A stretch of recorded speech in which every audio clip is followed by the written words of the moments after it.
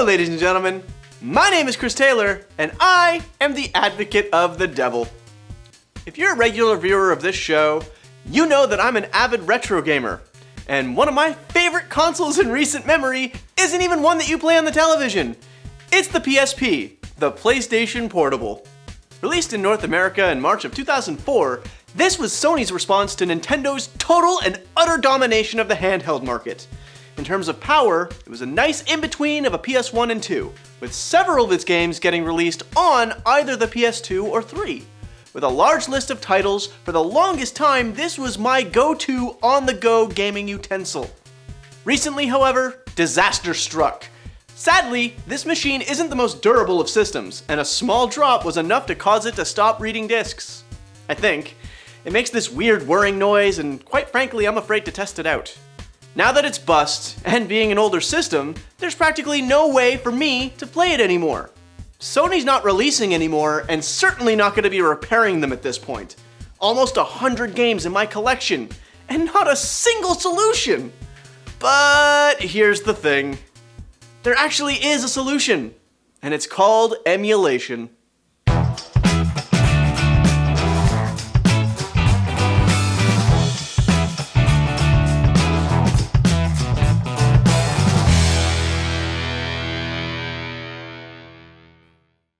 Oh yes, the dreaded gray area that is ROMs and emulators.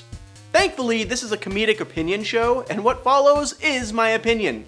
ROMs and emulators merely provide another way of accessing a collection of games that you already own. You've bought and paid for them. This episode is not going to cover outright piracy, as I firmly believe that if the game can still be purchased, it should be purchased. You are without doubt the worst pirate I've ever heard of. But you have heard of me.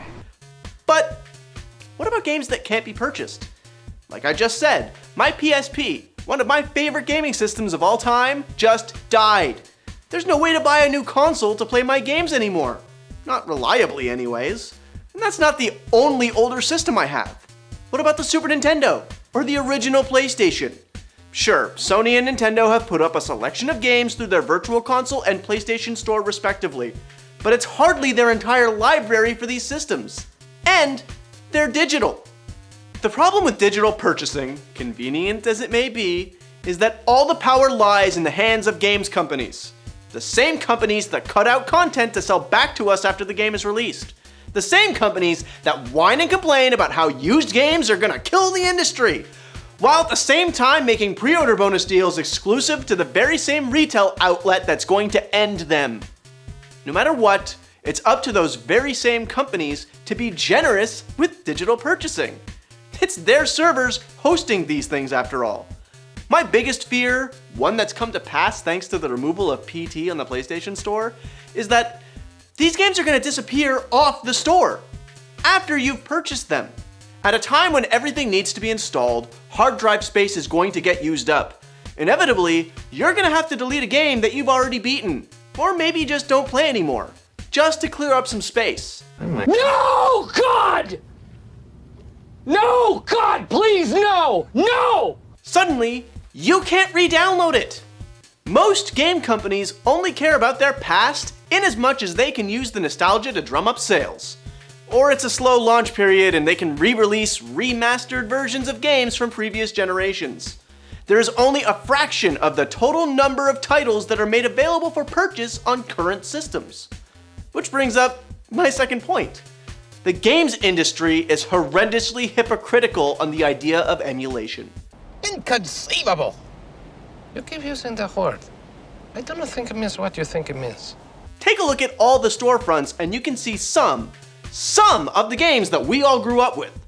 The Virtual Console and Nintendo systems have games from the original Nintendo, the Super variety, the Nintendo 64.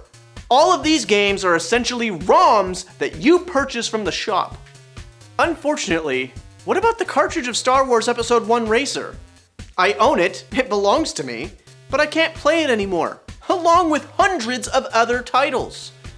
Atari has been making glorified emulator consoles for years. They just call them plug-and-plays. Nintendo just did the same thing last year.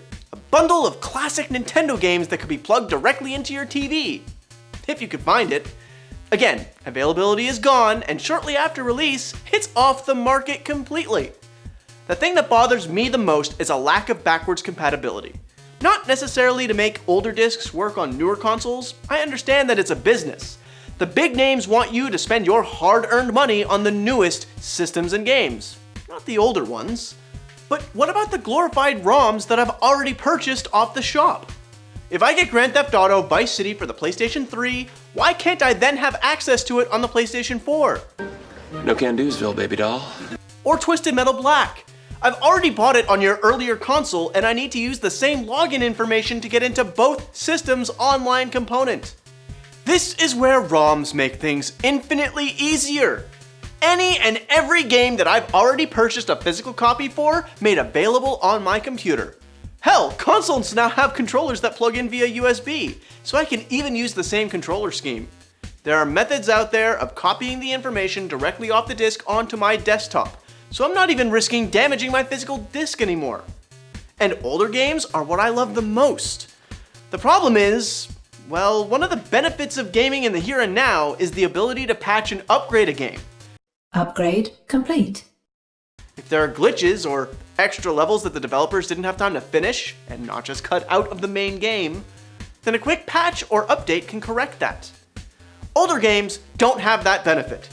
Sure, there were times when a greatest hits version would come out that had some glitches fixed, but for the most part, it was the exact same game re-released with a slightly different cover. New is always better. And yet, ROMs can arguably do this as well, and even better. Final Fantasy VI, my all-time favorite Final Fantasy, released with a slew of glitches and exploits. The game was incredibly easy, and it was censored all over the place to fit into the guidelines of a Nintendo release. The number of different ROM hacks, patches, and expansions that are available for this one game are innumerable. Then there's games like the original NES version of Final Fantasy III. Sure, we got a DS remake, which was then released on Steam, but the original version of the game was never brought here. Not officially. But look online and I'm sure you can find a ROM of the game fully translated in all its 8-bit glory. The problem is, if something is available for free, the system gets abused. Piracy is a real thing, and the problem is, it's almost always down to a matter of convenience. File sharing programs like Napster and LimeWire, they don't exist anymore thanks to iTunes and Spotify allowing us to get our music conveniently for a small fee. There's nothing like that out there for retro games. Sony and Nintendo have shops in place to get some of them, but it's only a fraction of the total library. If there was some kind of middle ground that would get these classics into our hands easier, maybe ROMs and emulation wouldn't be such a good option for guys like me who appreciate the classics. As it stands, that just isn't the case. Despite overwhelming evidence to the contrary, I do hope I managed to shed some light into the positive aspects of ROMs and emulation. Whether it be the ease of access for games of yesteryear, or even the improvements to games that were released in a less than perfect nature, if at all, ROMs can be an excellent resource into appreciating the history of gaming as a whole. And while they don't like to admit it, the major game publishers have gotten in on this piece of pie themselves, drip-feeding us the games we grew up with, allowing us permission to repurchase games that there's a good chance we already own. Here's just hoping that they're available for more than just a limited time in the future, or that at least more games become available. As always, don't forget to hit that subscribe button for a new piece of my mind every Wednesday. And if you're like me, and you like games, click on the link in the description below to watch us attempt to play them for your viewing pleasure. We stream on Twitch whenever we've got the time. But we always have time for your comments and suggestions. Let us know in the comments below what you think. Whether you think I'm right, or even better, if you think I'm completely wrong. By all means, let your views clash with my own, so that I may proceed to prove you wrong. Kaboom! You've been lawyered. But for now, in the case of ROMs and emulation, the defense rests.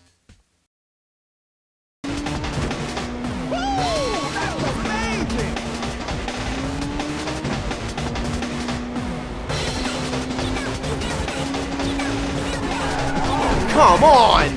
That's like the 10th time you didn't turn! No wonder I smashed this stupid console.